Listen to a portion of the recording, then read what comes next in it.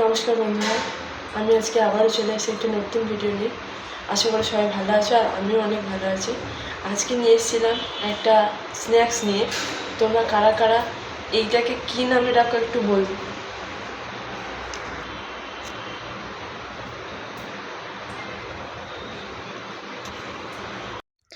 এইটাকে আমি বড় লঙ্কা হিসেবে জানি।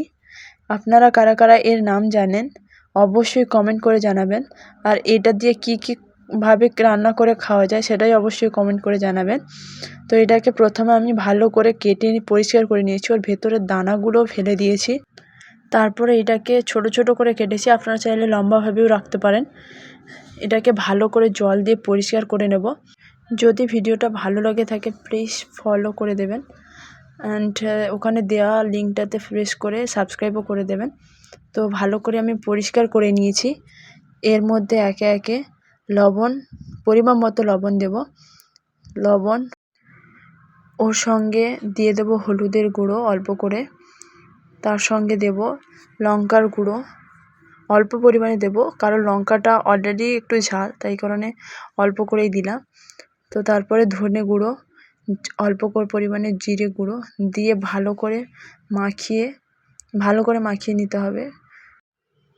দেখুন আমি ভালো করে এখানে মাখিয়ে নিয়েছি যাতে চারদিকটা মশলাটা ভালোভাবে মেখে যায়। তো মাখিয়ে নেওয়ার পর এটাকে আমি 10 মিনিটের জন্য ঢাকা দিয়ে রেখে দেবো। অন্যদিকে আমি একটা পাত্রের মধ্যে মিডিয়াম সাইজের চামচ নিয়ে 4 চামচ বেসন নিয়ে নিয়েছি। তার সঙ্গে পরিমাণ মতো লবণ, সঙ্গে একটু হলুদের গুঁড়ো, অল্প পরিমাণ লঙ্কার গুঁড়ো দিয়ে ভালো করে মিক্স করে নেব। দেখো আমি এখানে ভালো করে মিশিয়ে নিচ্ছি।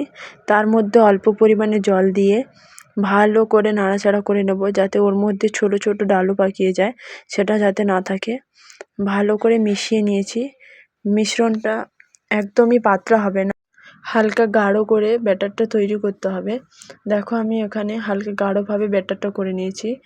অন্যদিকে গ্যাস জ্বালিয়ে ওর মধ্যে একটা কড়াই বসিয়ে দিলাম। এদিকে আমার ব্যাটারটাও রেডি, আর 10 মিনিটের মতো লঙ্কাটাকে মশলা মাখিয়েও রেখে দিয়েছিলাম।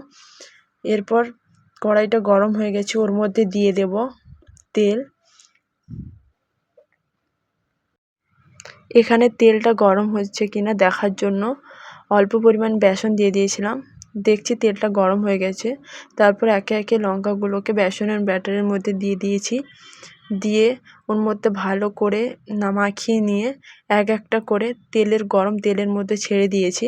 এখানে গ্যাসটাকে হাই ফ্লেমে রাখা যাবে না, মিডিয়াম আঁচে দিয়ে হালকা করে ভেজে নিতে হবে। দেখো এখানে আমার এক পারে হয়ে গেছে, অন্যদিকে আমি উল্টে দিয়েছি।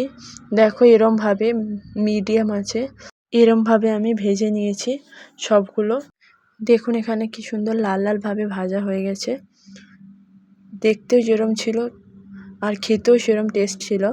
আমি চেষ্টা করেছি, আপনারাও চেষ্টা করবেন। চলো দেখা হচ্ছে নেক্সট ভিডিও। বাই।